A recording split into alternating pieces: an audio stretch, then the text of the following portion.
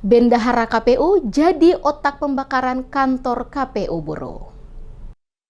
Kepolisian Resor Buru menetapkan 3 orang sebagai tersangka dalam kasus pembakaran kantor Komisi Pemilihan Umum Kabupaten Buru. Ketiganya adalah RH yang menjabat sebagai Bendahara KPU Buru serta SB dan AT.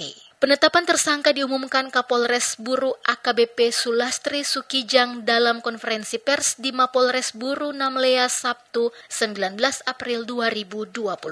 Menurut Kapolres, RH diduga menjadi otak pembakaran sekaligus penyedia logistik, sementara AT berperan sebagai eksekutor dibantu oleh SB. Motif pembakaran diduga untuk menghilangkan dokumen pertanggungjawaban anggaran Pilkada 2024 senilai 33 miliar rupiah agar tidak dapat diperiksa. Kapolres menjelaskan SB merupakan orang yang menyediakan 4 jerigen berisi bahan bakar yang diserahkan kepada AT. AT kemudian masuk ke dalam kantor KPU melalui jendela belakang ruang rapat yang sebelumnya telah dibuka. Di dalam ruangan, AT menyiram lantai dan plafon dengan bahan bakar, lalu menunggu waktu yang dianggap tepat untuk membakar bangunan tersebut. Dari hasil olah TKP sana,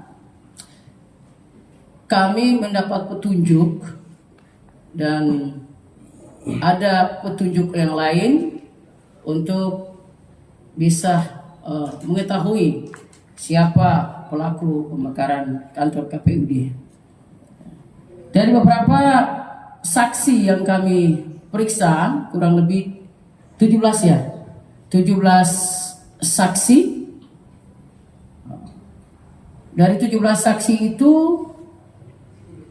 ada 5 saksi yang mengarah kepada perbuatan pelaku. Ya, bahwa ada orang tertentu yang melakukan pembakaran kantor KPUD. Ya, rekan-rekan lihat sendiri. Ya, ini sudah kita tahan.